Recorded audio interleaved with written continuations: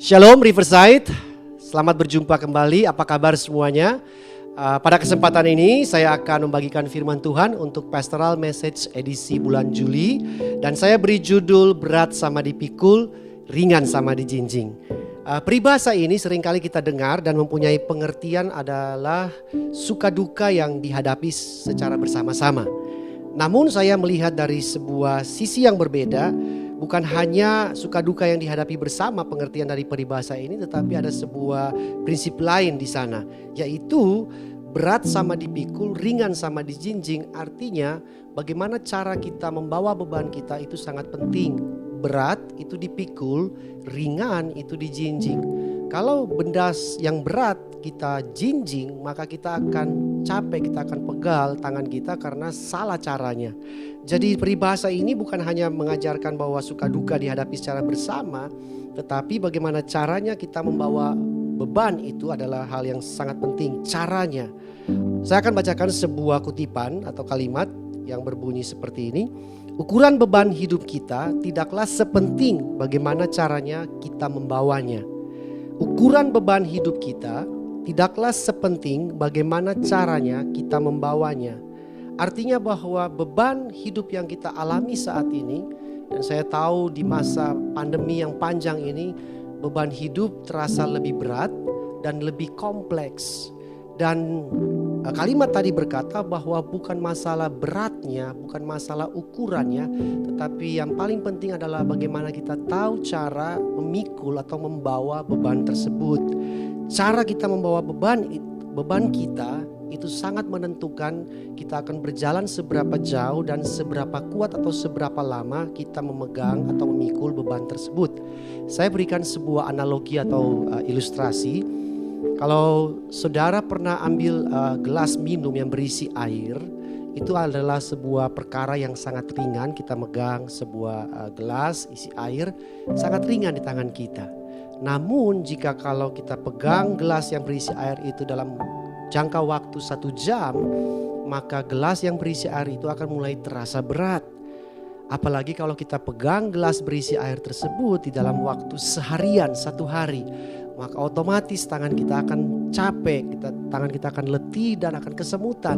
Nah, cara kita memegang gelas tersebut bukanlah seperti itu. Mungkin kita perlu letakkan gelas itu kemudian kita angkat lagi, tidak boleh dipegang terus menerus. Jadi cara kita untuk membawa beban kita atau beban hidup kita itu sangat penting sekali. Saya akan bacakan dari sebuah ayat dalam Matius 11 ayat 28 sampai ayatnya yang ke-29. Matius 11 ayat 28 sampai 29 di dalam terjemahan bahasa Indonesia sehari-hari. Datanglah kepadaku kamu semua yang lelah dan merasakan beratnya beban. Aku akan menyegarkan kamu. Di dalam ayat ini, ayat 28 ini sangat jelas sekali Yesus berkata bahwa datang kepada Dia kita yang lelah, mempunyai beban yang berat, Yesus akan memberikan penyegaran atau Yesus akan menyegarkan kita kembali. Tidak dikatakan di sana bahwa beban hidup kita serahkan buat Yesus.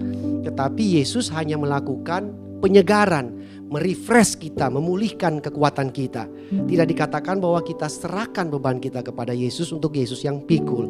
Kemudian dilanjuti lagi dengan ayat 29, ikutlah perintahku dan belajarlah daripadaku sebab aku ini lemah lembut dan rendah hati, maka kamu akan merasa segar kembali.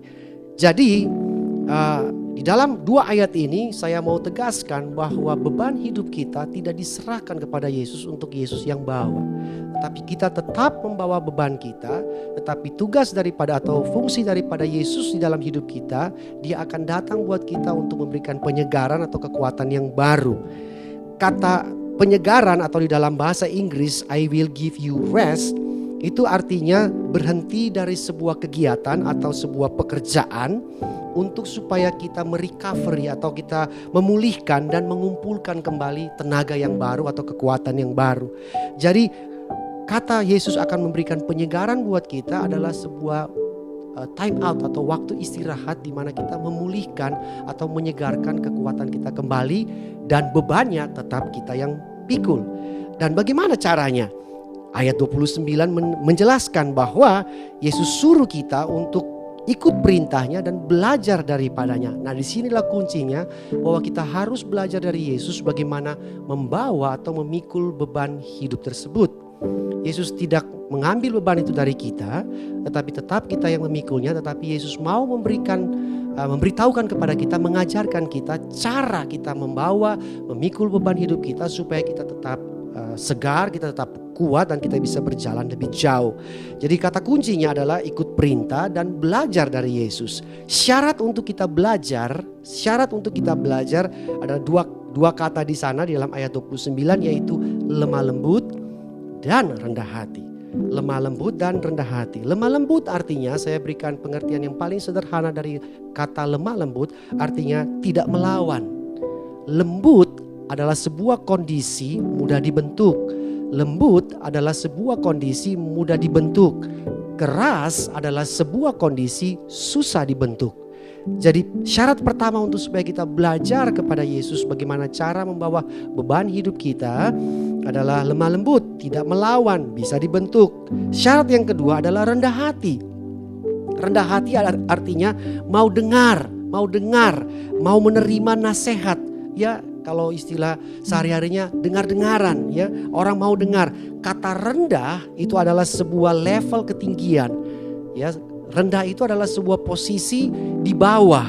Jadi rendah hati mempunyai pengertian kalau kita mau belajar sesuatu, kita mau diberikan nasihat, kita mau diberikan petunjuk, kita mau diberikan ajaran, kita harus menempatkan diri kita di posisi rendah. Saya misalkan kalau saudara mau meminum sebuah teh dari sebuah cangkir dan saudara tuang dari sebuah teko, maka cangkir saudara harus berada di posisi lebih rendah daripada teko tersebut yang merupakan sumber airnya. Kalau cangkirnya sama levelnya dengan teko, maka air tidak bisa dituang. Tetapi cangkirnya harus lebih rendah daripada teko sehingga bisa dituangi. Begitu pula dalam kehidupan kita, kalau kita mau belajar sesuatu dari Tuhan, kita harus merendahkan diri kita supaya bisa dituangi. Dituangi dengan firman-Nya, dituangi dengan nasihatnya, dituangi dengan hikmatnya. Jadi posisinya harus lebih rendah, bukan posisi yang sok tahu, bukan posisi lebih tahu atau posisi pura-pura tahu, tetapi posisi ingin tahu, ingin belajar. Maka kita akan lebih mudah untuk diajari sesuatu oleh Tuhan. Jadi saya menyimpulkan bahwa dari dua ayat ini beban hidup tidak diberikan, tidak diserahkan kepada Yesus, tetapi Yesus mengajak kita untuk datang kepada Dia, belajar dari Dia bagaimana cara membawa beban hidup tersebut supaya tidak menjadi capek, tidak menjadi letih, kita tidak menjadi stres dan kita berhenti di tengah jalan. Beban hidup kita kalau dibawa dengan cara yang benar, maka hidup kita akan menjadi seimbang. Karena di dalam bahasa Indonesia terjemahan baru, kata ikutlah perintahku dan belajarlah daripadaku, di sana dipakai kata pikulah kuk yang kupasang. Kuk adalah sebuah alat yang ditaruh di punggung daripada 2 ekor kerbau yang akan membajak sebuah sawah. Jadi kuk adalah sebuah kayu seperti kayu yang ditaruh di atas 2 pundak daripada kerbau untuk membajak sawah. Fungsi daripada kuk adalah menyeimbangkan pergerakan daripada 2 ekor kerbau atau lembu tersebut. Jadi kuk adalah sebuah balancer atau alat untuk menyeimbangkan. Yesus ingin kita pikul kuk tersebut, belajar daripada Dia untuk bagaimana kita membawa beban hidup kita yang berat itu supaya hidup kita tetap seimbang. Ya, kata seimbang ini mungkin saya bisa pakai contoh misalnya, kapan saudara harus pikirin masalah saudara dan kapan saudara harus berhenti memikirkan masalah saudara. Kapan saudara harus khawatir dan kapan saudara harus berhenti khawatir. Karena kalau kita terus-terusan khawatir, kita tidak akan seimbang. Kapan kita harus pontang-panting bekerja cari uang dan kapan kita harus berhenti dan beristirahat, mengistirahatkan tubuh kita untuk memulihkan dan mengumpulkan tenaga yang baru supaya hidup kita menjadi seimbang. Biasanya kalau kita capek, kita letih, kita akan pergi ke tempat spa atau tempat refleksi untuk menyegarkan kembali, untuk memulihkan dan mengumpulkan tenaga yang baru. Kita akan pergi ke sebuah spa untuk kita masuk ke sana, ada sebuah pool, kita berendam dengan air hangat. Kemudian nanti mungkin ada bunganya, ada garamnya, ada aromaterapinya. Tujuannya adalah re-energize, merefresh tubuh kita, pikiran kita supaya menjadi segar dan kita bisa beraktivitas kembali. Yesus di dalam Alkitab sering kali dijumpai, dia melakukan hal yang kurang lebih sama seperti itu. Di dalam semua kesibukan pelayanan Yesus, di mana dia didatangi oleh banyak orang sakit, minta didoakan, orang mati minta dibangkitkan, yang kerasukan setan minta dilepaskan, ada yang minta konseling, ada yang minta dia khotbah, ada yang minta dia ngajar. Begitu banyaknya beban daripada pelayanan Yesus. Tapi Yesus selalu dikatakan dalam Alkitab, dia mencari waktu untuk menyendiri dan pergi ke tempat spa yang biasa dia suka pergi. Dan tempat spa itu saya namakan adalah hadirat Bapa Surgawi. Tempat spa itu tempat yang Yesus sering pergi adalah hadirat daripada Bapanya yang di surga. Karena di dalam hadirat tersebut ada sebuah kolam. Kolam itu bernama kolam kasih karunia atau grace pool. Karena di dalam kolam tersebut Yesus mendapatkan kasih karunia. Definisi daripada kasih karunia adalah kemampuan yang diberikan oleh Tuhan kepada kita untuk kita bisa menanggung beban yang ada dalam hidup kita. Entah itu beban mentaati firman Tuhan atau beban daripada konsekuensi kita mentaati firman Tuhan. Jadi kasih karunia itu sangat penting dalam hidup kita. Kita datang ke spa itu, kita datang ke tempat penyegaran itu supaya kita masuk di dalam kolam kasih karunia Allah. Kita mendapat kekuatan yang baru, kita disegarkan kembali. Bebannya tetap ada, tetapi kita dipulihkan tenaga kita supaya kita akan memikul kembali beban itu dan kita berjalan bisa lebih jauh. Ada sebuah ayat di dalam Mazmur 16 ayat 9 di mana Raja Daud mempraktekkan prinsip ini. Dia katakan di dalam Mazmur 16 ayat 9, sebab itu hatiku gembira dan jiwaku bersorak dan tubuhku beristirahat dengan tentram. Di dalam bahasa Inggris bilang my body will find rest. Jadi Daud tahu bahwa di hadapan hadirat Tuhan atau dalam hadirat Tuhan dia bisa menemukan rest untuk tubuhnya, untuk jiwanya dan untuk rohnya. Jadi siklusnya adalah ketika kita selesai beban hidup kita pikul, mari datang, kita break sebentar, kita datang kepada Tuhan dalam hadiratnya. Kita masuk di dalam kolam kasih karunia, kita mendapatkan kekuatan yang baru, kita di-refresh. Karena kasih karunia adalah kemampuan yang Tuhan berikan kepada kita untuk kita bisa menanggung segala beban kehidupan kita ataupun menanggung perintah-perintahnya yang dia mau kita lakukan.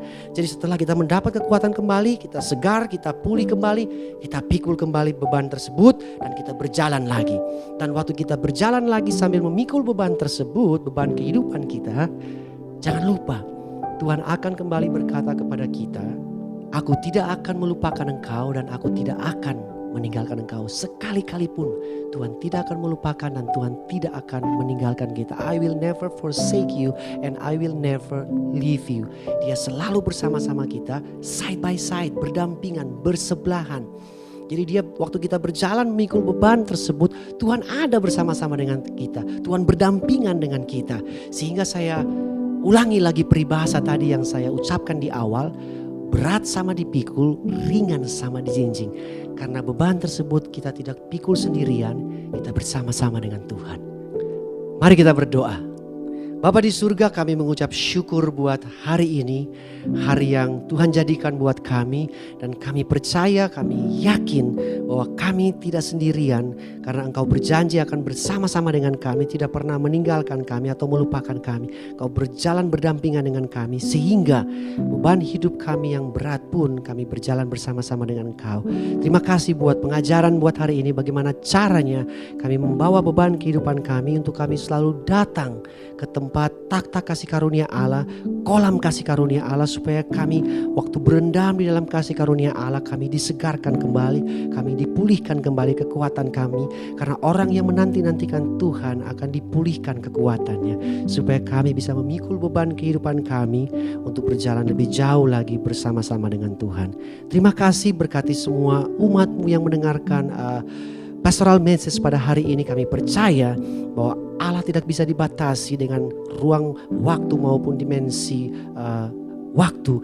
Tuhan bisa bekerja di mana saja. Jikalau ada yang sakit engkau sembuhkan, jikalau ada yang lemah engkau kuatkan, yang patah semangat engkau pulihkan kembali semangat mereka Tuhan, supaya mereka tetap maju bersama-sama dengan Tuhan. Karena bagi orang yang berharap, masa depan sungguh ada. Di dalam nama Tuhan Yesus Kristus kami berdoa dan mengucap syukur.